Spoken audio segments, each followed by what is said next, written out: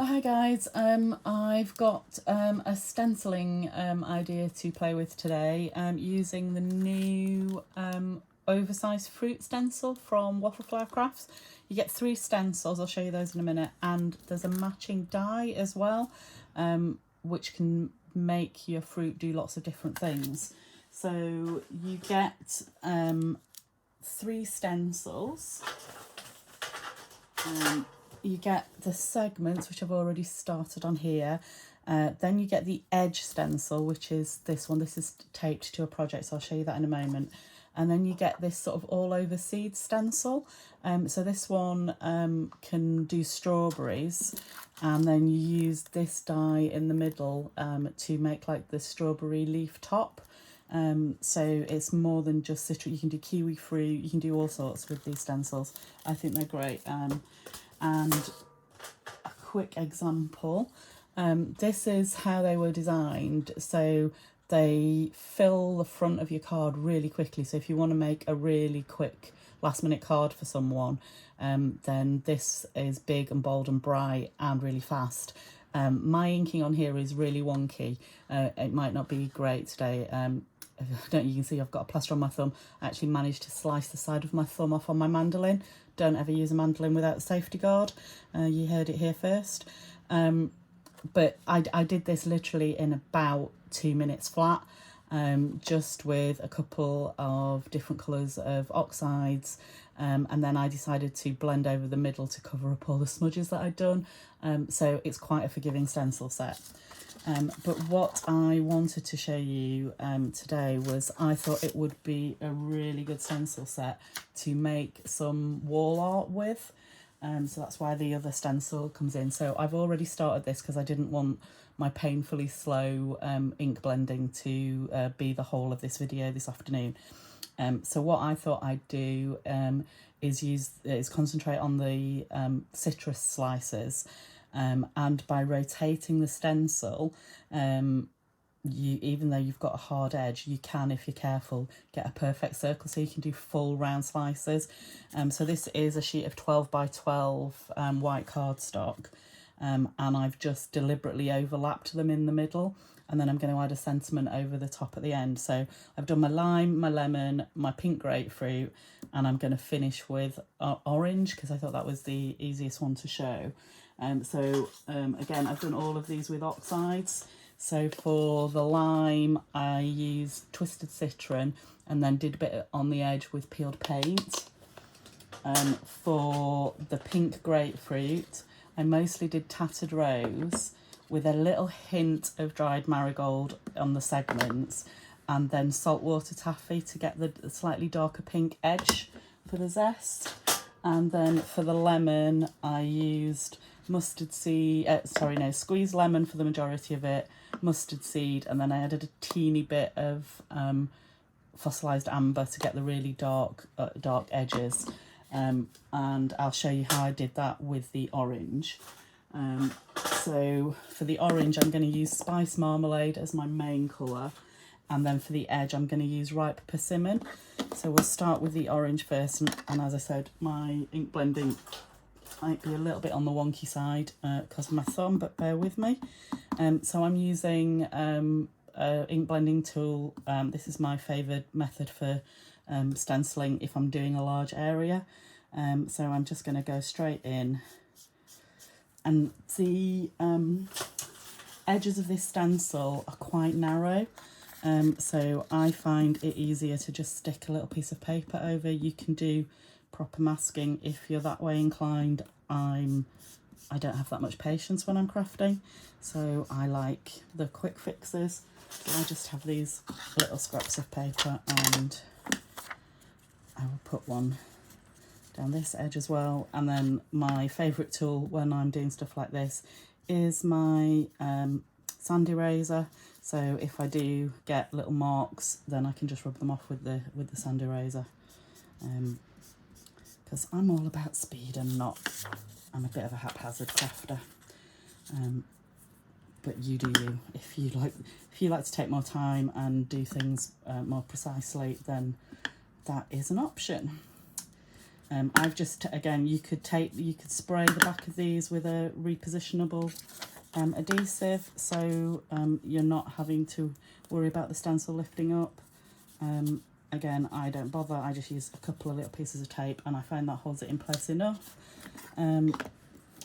So we've started the intended shape. I'm now just going to lift up my pieces of tape and I'm going to rotate it all the way around. And it doesn't line up precisely, but it doesn't matter.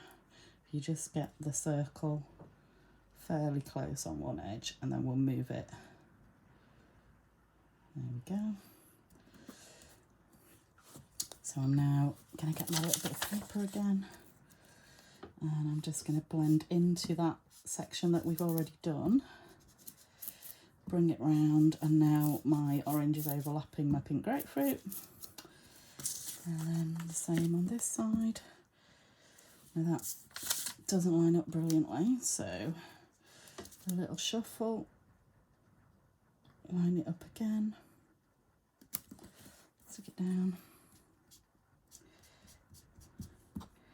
and then just fill in the gaps. And where it starts to go offline, we'll fix that in a minute with the outer colour. So that's the majority of our spice marmalade done. I'm now going to switch to the ripe persimmon. And I've got a size 0 waffle flower shader brush. So that's what I'm going to get my, my edges with. And what I'm going to do now is I'm going to keep rotating so that I get a line just where I want it. And then that'll take care of any of those wonky edges where the sharp corners happen. So I'm just going to blend some of that and then take on the same brush a bit of my spice marmalade again, and then I can soften that hard edge and bring it in. And then lift my stencil up and move it round. And then you can see, oh, we've got a smudge. I should have cleaned my stencil on the back a bit more. Bear with me a second. But you get the general idea. And like I said, we can clean that up afterwards with a sand eraser. So let's rotate it around. So I think there's a good place to do our next level. So again, just follow the edge of the stencil, blend some of the persimmon in, go back for the spice marmalade and blend it down. Okay, so now you're starting to see the process, I hope.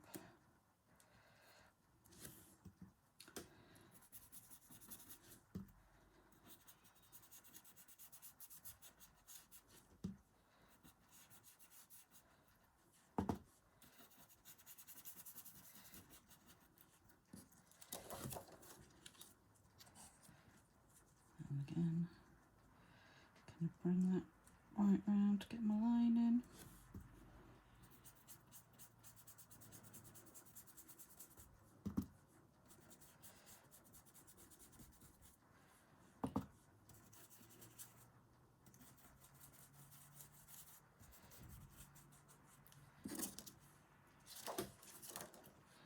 I really should have cleaned the stencil. I'm just going to pause. Those of you that watched me before know that I am a just keep all the mistakes in kind of craft video. So I've just been and grabbed my mono eraser. So these little smudges here, just gently with one edge and then with the other. Whilst it's not perfect still, it's fine for me. I'm not by any means a perfectionist. This is, you know, homemade art at the end of the day. It's the process is what I enjoy rather than the end results. So if the end results are a bit wonky, I'm not that bothered. Not bothered enough to start again. If I'd have messed up on the first one, I might have started again, but as it's the last circle, we'll just go with that. Right, so we've got to this point. So now I need to go here with my cleaned off stencil, so hopefully it won't smudge through the back so much. And again, we'll go in with the persimmon to get that nice dark orange edge. And then blend it back in with the spice marmalade. I'm glad I saved the orange to last because it's so bright and happy.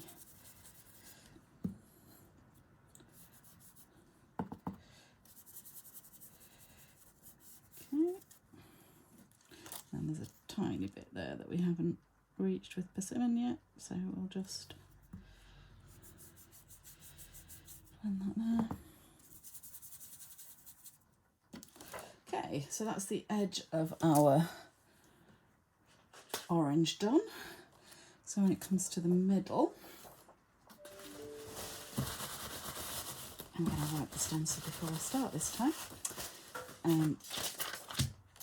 So the middle is much quicker and easier, so that literally goes in like that. And then I'm going to go all over with my spice marmalade again.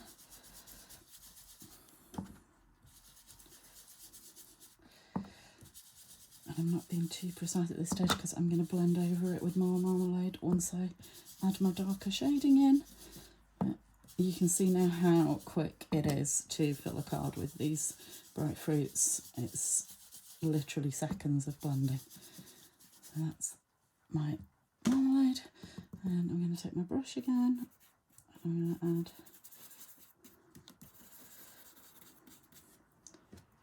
a little bit of the persimmon and then blend that section down. And then we'll do that again.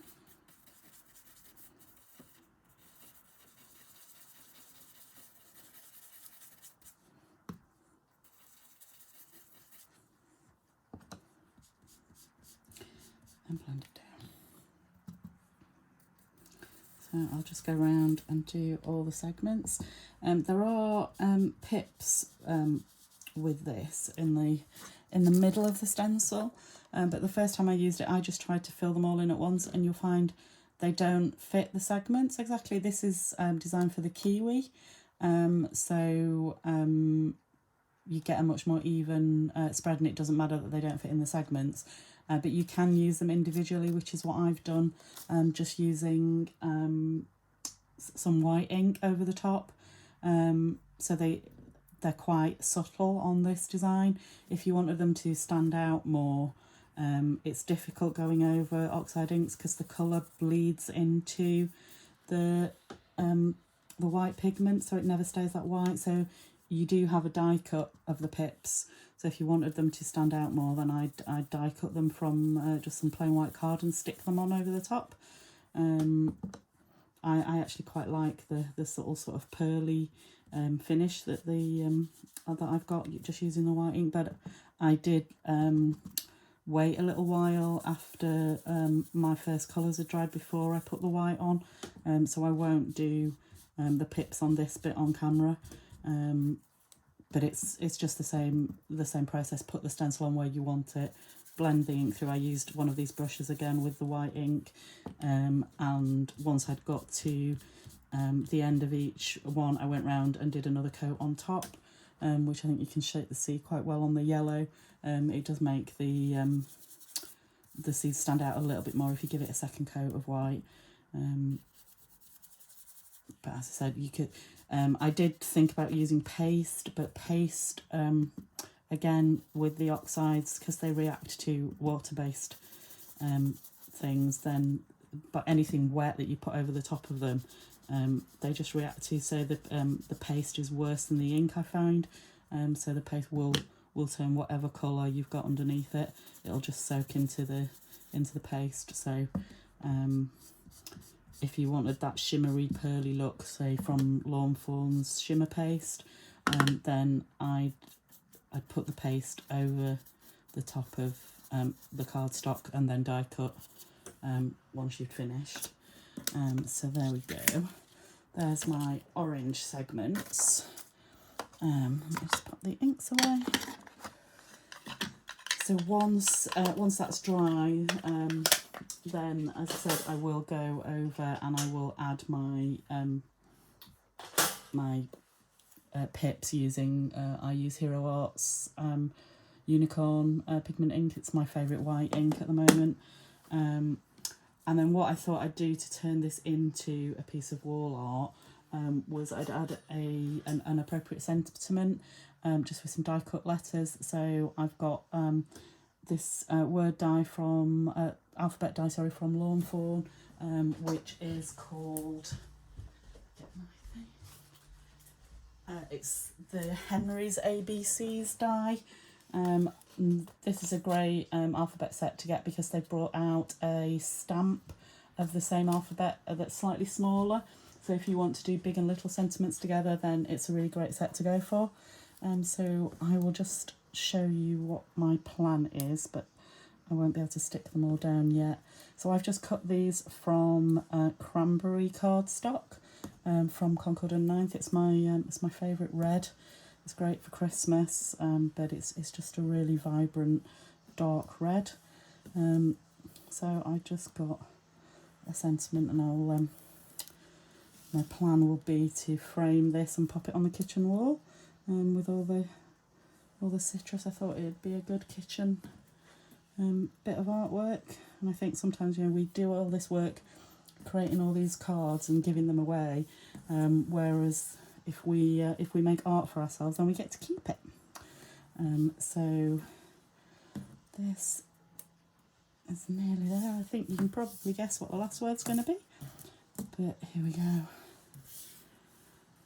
The zest is yet to come.